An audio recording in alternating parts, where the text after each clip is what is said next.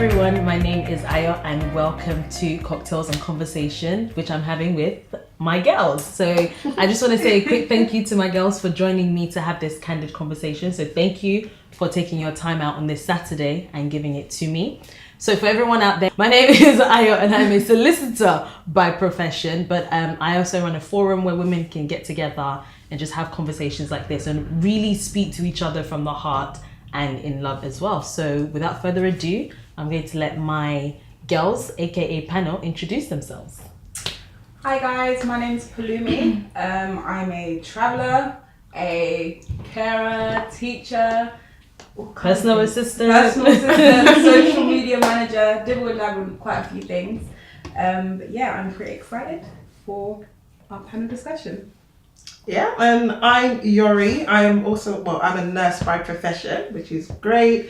I'm also like a professional wedding guest. I love going to weddings, whether it's being a guest or doing the hair and the makeup for bridesmaids or coordinating. That is what I do, and I'm here to be inspired. Hi guys, my name is Tolu. I'm a producer. I create shows. And I'm a stylist, and yeah, like the girls, I dibble dabble in a bit of everything, and I like it. I'm definitely a professional wedding bridesmaids. Purchase my service, but yeah, that's it. Purchase my service. And I'm Keren. I'm a trainee clinical psychologist. Beautiful. And A human being. Right, so thank you so much for being on this with me. I want to start with just guys, I'm a bit, I like the food and the cocktails, so there's mimosas for you, there's really potent punch if you want, and some cheese and crackers. Eat, nibble and stuff. So let's get into this. I want to start with asking you as women, what is your definition of a superwoman? A superwoman. Think about it. I had a cake straight away in my head. Straight away. I said so it's going to me. So in my head, a superwoman, I straight away go to my mum. Literally the most professional multitasker I've ever seen. She is an octopus with 11, 16 tentacles. I don't know how she does it. She just juggles everything, and she does it with such grace, and she does it with minimal effort, and she does it with such strength, and somehow she keeps her sanity together. But only God knows what happens behind the closed doors. Do you know what I mean? But she makes it seems so easy. So for me, my mum is like the definition of a superwoman. superwoman. Yeah, I think it's just somebody who makes it happen, regardless of the circumstance, regardless of the situation. Like you don't see. I don't want to say you don't see them cry, but it's like never let them see you sweat. To me, that's a superwoman. Like you kind of you get it done. Yeah. And do it well. That's Women that can do it, everything and do it perfectly. You think, you're not human. You must be a superwoman. Exactly. I think historically, a 21st century woman to me is a superwoman. I think if you look at it and you look back in history, the place of a woman has always been within the home. And she was to support her husband, take care of her home and raise her children. And the role of the man was to be breadwinner, and he was to sustain the home.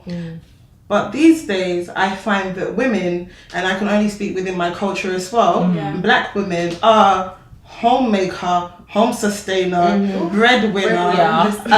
They're raising the children, they're supporting their husband. So I feel like even though society is pushing forward the role of feminism and the woman coming out in society and having a job and having a career, she also has a career within the home as well. It's like that is the career. Does that make sense? And it can't be left. No. So I find that as even within our cultures, we just see our mothers as well and our sisters, like I'm seeing my sisters, they're going to work, they're coming back home, they're doing the shopping, the cleaning, and their husbands support them. But there's something innate within a woman that means that she has the ability to rise and get things done. I think just to add on that as well, for me, when I think of superwoman, obviously speaking from my own personal experience, I think of the black woman. for me, it's like the whole idea of I've got this, you know, and that's, it comes to mind because it's like there's never a no. It's always a yes. You're constantly like, I think about my mom. Yeah, and it's like even if we don't know how to do it, we're gonna find a way. And I just think of like days I used to see my mom helping so many people, and I'm thinking, like, you know, all this stuff going on. How are you still doing this? And it's not even like, you know, she feels like very guilty. Like, this is my job. This is my purpose. I need to do this. So it's the whole, you know, I've got this. You know, no matter what comes my way, kind of thing. Yeah, you know, I've got this, and that's what Superwoman. But you mentioned something. Did anyone else have anything, real quick? I was just gonna say, as you ladies was just rightfully talking, the words came to my head. When you think of Superwoman or Superman, you think of a helper, you think of a carer, you think of someone who's selfless, you think of someone who has incredible strength, someone who's able to adapt and change. Because they're normal people, and then they can't just opens up the chest and then just turns into. So they're normal people, but then they can just switch it up at any moment. You know, they're just absolutely just phenomenal human beings. Yeah. Did you guys ever have the I don't know about you, but when we were growing up and we didn't have much, we still had people coming to live in our houses. And I was thinking, but mum, there's not enough space. And she's just like, there is always space. I used to be one of those residents. There is always I used to be a resident in a house every summer holiday. I wasn't allowed sleepovers at anybody's house but their house. They lived there during the summer. During the summer, I lived in their house. And literally, it would be how many of us? Like, there's 5 of you as siblings. There's myself and my sister, and then their parents. Wow. That's that many of us. It was like that. Then you have uncles and aunties, all sorts. And it just comes from Nigeria into your house, and it was a 2-bedroom flat. What my parents would do, they would give up their room. They would sleep in the living room for other and people. let us sleep like kings and queens. It's just so humbling because we're taught that there is always time, there is always space. Yes, exactly. If someone's in need, you help them. So you give. Yes, you know. exactly. But I was going to ask a question leading off of something Pelumi mentioned in terms of when she saw her mum, she felt her mum never said no. Now, for everyone sitting here, I feel like, because I know everyone, it's and I kind of know everybody's like circle of friends as well. It's kind of, I understand everybody being a form of a superwoman in their right, in their own way, so to speak. So she said, you are doing a doctorate in clinical psychology. That's amazing. You got this. We need you. I'm telling you, as a community, we do. And my question to everyone sitting here is, on a scale of 1 to 10, 1 being not often, 5 being somewhat often, and 10 being, you know, often. How often do you say no? I feel like I've said often like a million times. Yeah. How often do you say no? Like, I'm talking when you are inundated with essays and work to do and everything, and someone comes to you begging and pleading that they need your help. I get it, you're Superwoman, but you're also a human being first and foremost. How often do you actually say no in those circumstances? See, everyone's gone quiet. Because you're trying to learn process. I'm trying to think. It's a learning process for me, definitely. It is. I'm getting better at it now, because it's so important.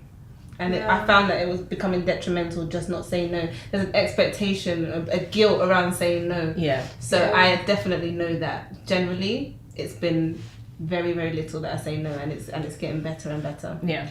I'm a strong believer in because I'm a nurse, I see a lot of people who do not have the ability to care for themselves. And when you don't have the ability to do something, I want to help you do it. And hence why I'm in such a profession. Sometimes I find that people come for help, but they have the ability to do what they need to do. In those situations, I will say no. And I won't do it. I will encourage them to do it themselves, or see how I can help equip them to do what needs to be done. For example, hair. I've been doing hair for a very long time. When I was 14, my sisters refused to do my hair for a good couple of weeks, and they made me braid my whole hair. They had mercy because they did the front line. And they didn't want it to be looking botched. But they forced me to learn how to do my own hair. When I went to uni, I had friends who always wanted their hair done. And we went to a friend's wedding once, and my friend said to me, "Can you comb my hair?" It's not like I had anything to do, but I literally said to her no. And she was quite upset with me, but I was just like, you need to start from somewhere. You need to learn. And I think sometimes when you give too much help, it can be detrimental, not only to yourself, but to the other person. But when someone's in need, and I can see someone's in need, I wouldn't say no. I think for me, I found that one of the reasons I started to say no a lot more was because my health started to suffer.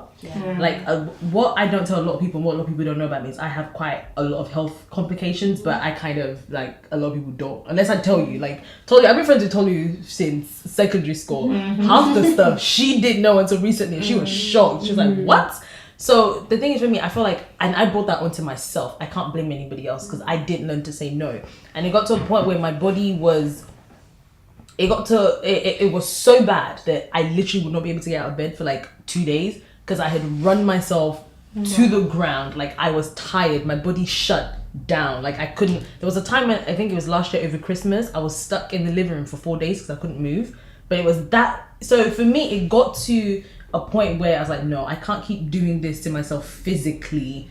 I had to start saying no to people. And I think people started to take it the wrong way. And I think it's because the way I went about it, I became really harsh about my no. And I wasn't given a reason. I was like, no, I'm just not going to do it. No, sorry. But I do think, like you said before, sometimes when it becomes detrimental to you and to your health, you have to learn to say no.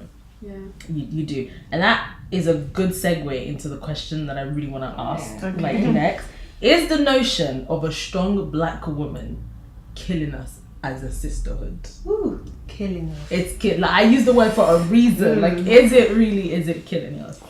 Killing us as black women. I think, so I still don't think that, so it's like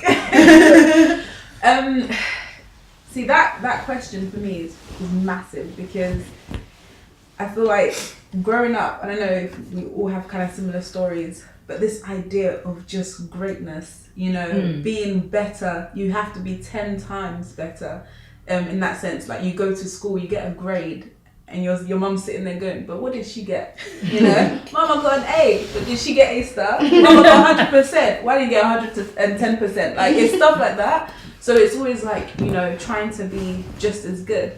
And I feel like this whole idea of this notion of the black woman and just continually trying to excel, almost we're trying to, you know, strive for greatness, but at the same time we ignore a lot of things, you know, for ourselves, especially our mental health.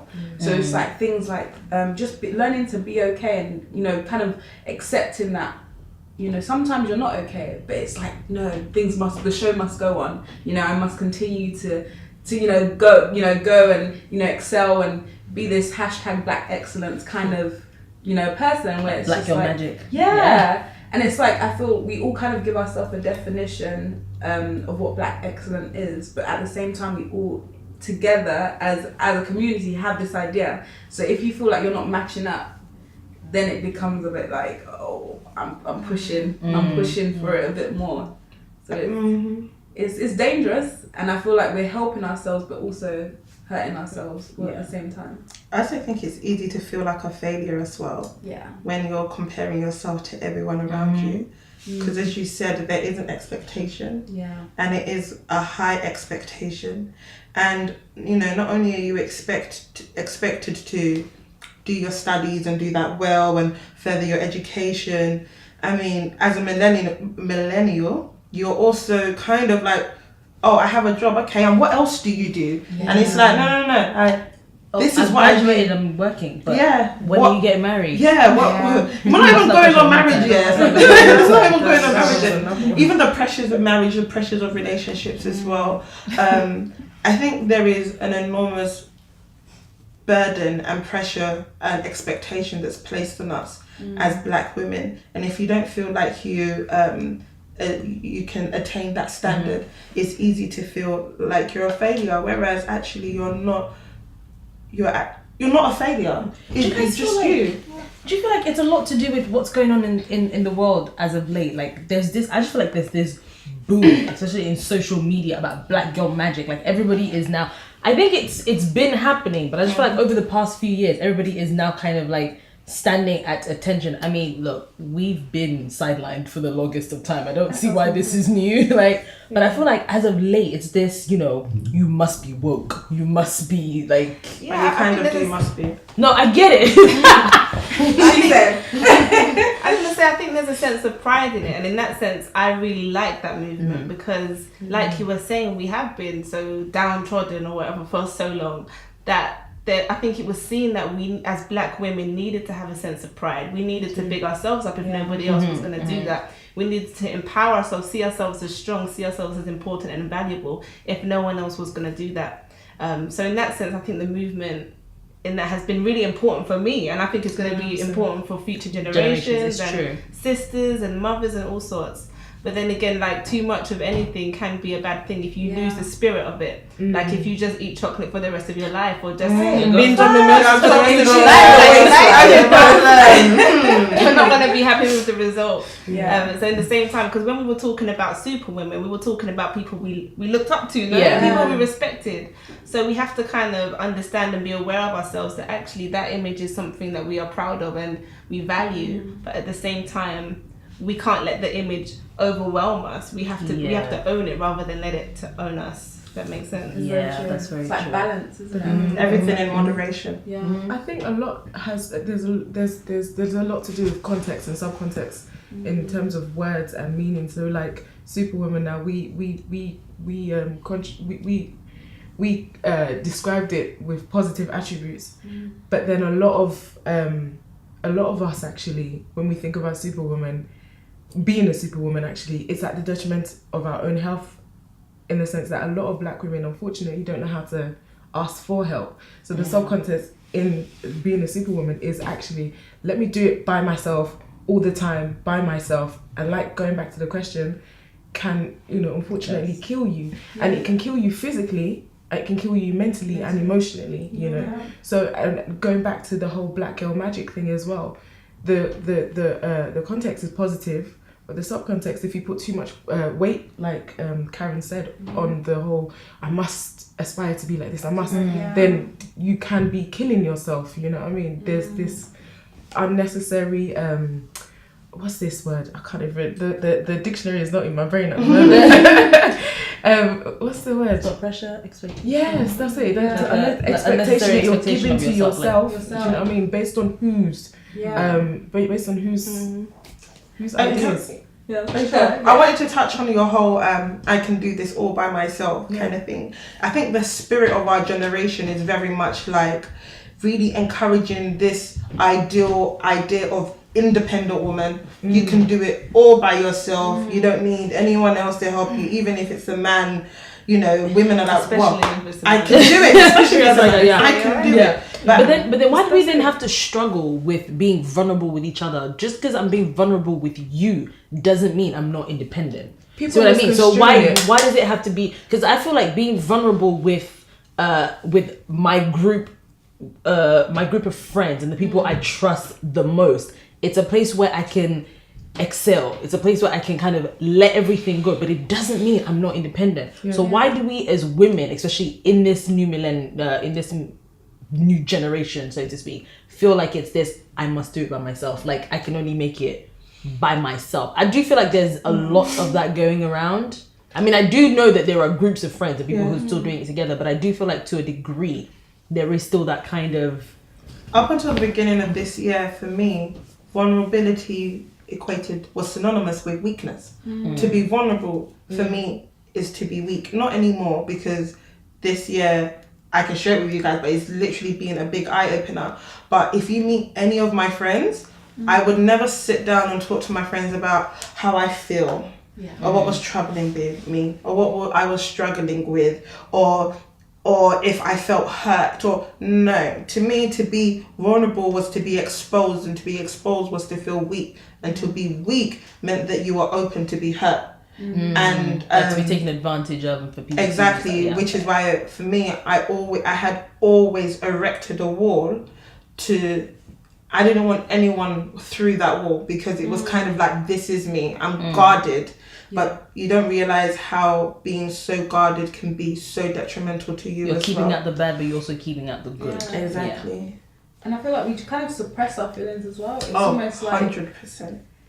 Like how many, like if we really think about how many times we just sat there and just cried, Like, and then when you do cry, it's like 3 seconds later, tell yourself to shut up. It's like, come on, exactly. You're literally crying and you're feeling all kinds of things, and it's almost like actually, I need to get it together because I'm all over the place. And it's almost like it's okay to not be okay, but we tell ourselves that this is almost a sign of weakness. Like put your shirt back on, button up, fix your hair, remove, get that waterproof mascara out the way, and get it together. But it's almost like that whole idea of being vulnerable, again, like you said, it seems like a weakness. And I don't know if it's, again, going back to like growing up, but just not even seeing our parents. I can't remember, like even seeing my dad or my mum, how many times, I could probably count on my hand how many times I've seen my parents cry. I've never seen my dad cry in my life. And it just kind of goes to show that never. It's hard. I've only ever seen my dad shed a tear. And she said, I saw the eyes were red and it was a tear. No one had died though. It was just a really trying time in our lives when we were younger. I don't think he cried when his own parents that no, they don't. I'm very grateful then. I've actually seen my dad. Really? Sorry, Dad. I've exposed him. I've seen him, cry. Obviously it may have been, me bumping into, a moment, but he didn't stop, do you know what I mean? Yeah. Or like, it just made me have a newfounded respect for him because you are a human being. Exactly. And to be honest, I really feel like tears are almost like toxin in the body, and just you releasing that helps you to release that toxin, and it helps to cleanse your soul from inside. So why are you withholding this? Honestly, I think the thing is, it's also, there's some people who, I mean, if we're using the examples that we're using in terms of my dad, I feel like he's always been like that. So he channels things differently. Of course. So I think his career as well, he's a pastor, meaning he's also a counselor. So the amount of things he's had to do, the amount of hospice visits and the amount of people he's had to see pass away, and the amount of counseling sessions, so they've learned. I think that's what they teach them when they go to like school and stuff like that. They've learned they have to have a way to be they need to have a way of saying you're firmest. I think for him it's also been I feel like what's amazing though in that is that your dad probably has those moments with the person that he's meant to have the moments with, which is his wife. Do you know what I mean? That's his companion, that's his soulmate. That's who he's supposed to a certain not that he's not supposed to share that with you, because if you see it is what it is. Your dad's a human being, but no, like he'll talk about things, like we'll have conversations, but never like shed a tear. Let me see him like really be down, but you'll talk about when things aren't good. That's not hidden. But I think it is a cultural thing. It is a societal thing. So our environment, a lot of the way that we behave, a lot of the things that we do, like, dislike, value, is based on what we've seen and what we've learned from people around us. So if we openly see superwomen or those traits that we associate with being a superwoman, then we can learn that. We can follow that. That's easier to do, whether that's conscious or subconscious. We can follow that example. Definitely. But if we don't often see vulnerability, if we don't know how to communicate emotion, if we don't see that, then how can we... Can I say my mom taught me how to be vulnerable? Your mum taught you? She taught me how to be vulnerable in certain circumstances. Those ones where you're at work and you've got your other counterparts. So I'm talking about your Caucasian counterparts. I know how like we're brought up to be like you man up. Like if something is happening at work, you don't let it get to you. But then you got your Caucasian counterparts who start shedding tears, and then they kind of get their way. My mum said next time. My mum said next time as well. Like, but the thing is, I feel like it's just because of the way, like you said, it's the way we were brought up. So it has nothing to do with them as individuals. It's just we weren't taught to, we were taught to get over it, like it happens, things are be done with. If you cry, you get beat. Exactly, crying, you get beat. You don't ever tell anyone to this.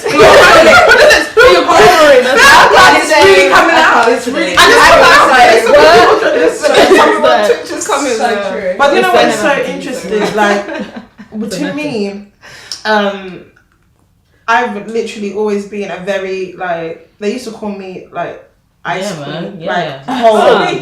Cold. I was a cold person. Like, when people used to cry, I used to be like, step it out. Or if you want to cry, go and cry in your room. Come back, then we can discuss the situation. Wow. Oh, you haven't seen anything yet. But one thing I've realized is that, to me, I had categorized emotions. Does that make sense? So I think I would say, oh, I'm not an emotional person, but if I turn on you, I'm turning on you. But anger is an emotion. It's an emotion. Does that make sense? 100%. But I would be like, I'm not an emotional person, because to me, to be emotional was to cry. I remember there was a time I had a discussion with my dad. It wasn't a discussion, Ross. Do you remember they were like, are you shouting at me, but you're crying? So it's like your voice goes up and down. You're not shouting at them, but you know, you're emotional. I'm saying to my dad, should I say sorry to my dad now as well? Because, but essentially I was crying. So I was saying to my dad, at the end of the discussion, I said to my dad, I'm just trying to tell you how I feel. And he said to me, to hell with you and your emotions. I never brought you up to feel. Right? And at that point it hit me.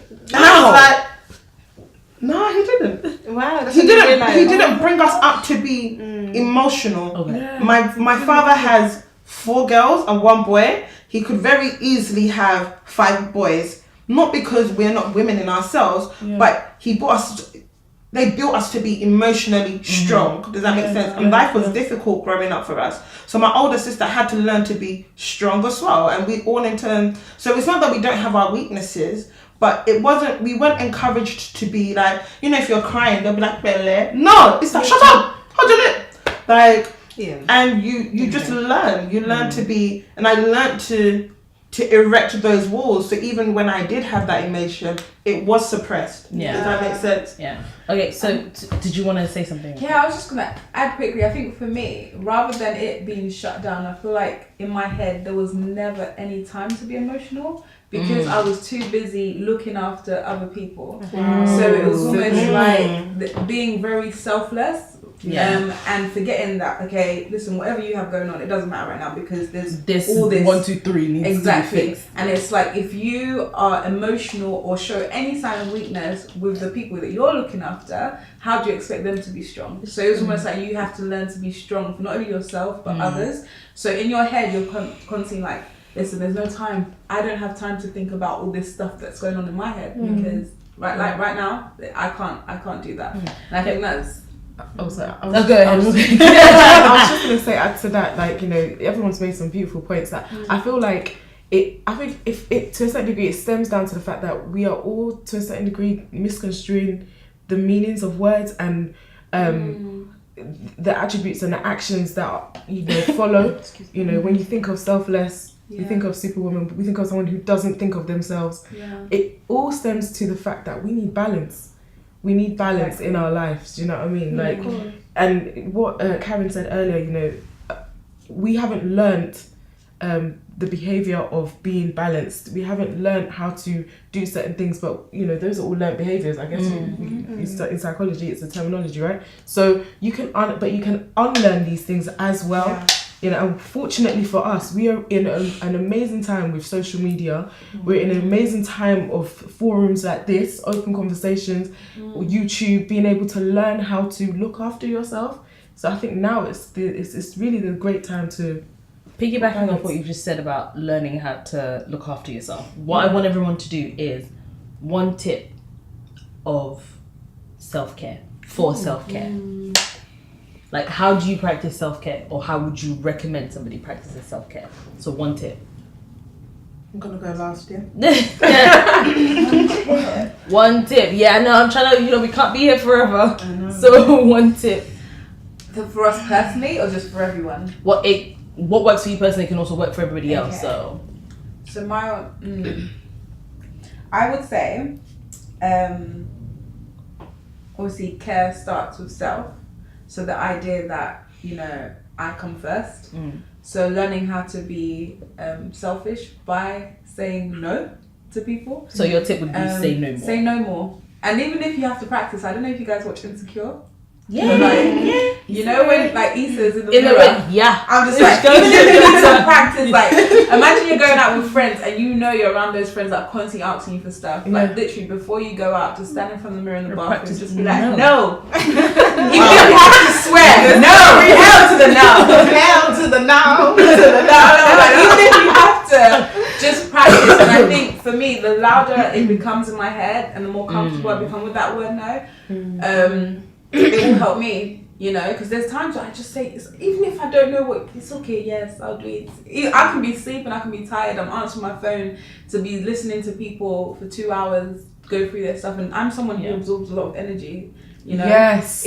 I take it and it drains you. It really drains me, and I've had to learn that it has such a significant impact on my own mental health, you know, so I have to learn to say that. So I think probably daily standing in front of the mirror saying no.